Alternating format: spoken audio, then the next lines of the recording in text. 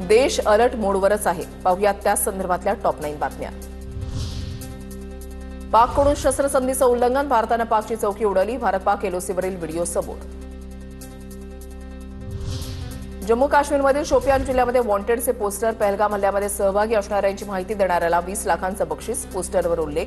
जिल्ह्यामध्ये सार्वजनिक ठिकाणी पोस्टर झळकले।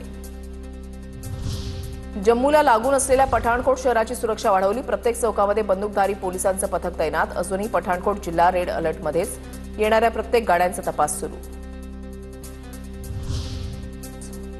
होण्याच्या मार्गावर असताना अमृतसर विमानतळ पुन्हा बंद, सांबा सेक्टरला ड्रोन आढळल्यानंतर विमानतळ बंद करण्याचा निर्णय।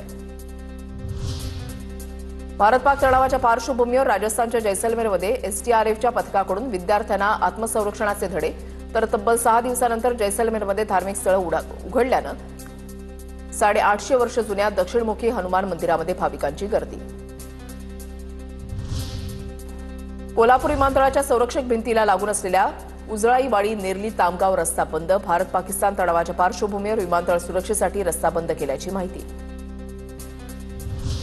पुणे जिल्ह्यामध्ये लवासा सिटीमध्ये मॉक ड्रिल, जिल्हा प्रशासन आणि नागरी संरक्षण दलाच्या माध्यमातून मॉक ड्रिलचं आयोजन, स्थानिकांना स्वसंरक्षणाचे धडे। यापूर्वी जिल्ह्यामध्ये 6 ठिकाणी झाले होते मॉक ड्रिल। भारत किती ताकदवान आहे हे मोदींनी जगाला दाखवलं, ये तो सिर्फ ट्रेलर था, पिक्चर अभी बाकी है। भारताच्या ऑपरेशन सिंदूरवर चंद्रशेखर बावनकुळेंची प्रतिक्रिया। एक जरी नक्षलवादी कारवाई झाली तर त्याला युद्ध समजण्यात येईल। यानंतर या देशाशी कोणी बदमाशी करेल, बेईमानी करेल, या देशाची कोणी छळेल, हा देश बदला घेतल्याशिवाय राहणार नाही, आमची सेना बदला घेतल्याशिवाय राहणार नाही। पंजाबच्या पठाणकोट शहरामधील बस स्टँडवर शुकशुकाट, अनेक बस जशास तशा आगारामध्ये उभ्या। भारत पाकमधील तणावाचा बस प्रशासनाला फटका।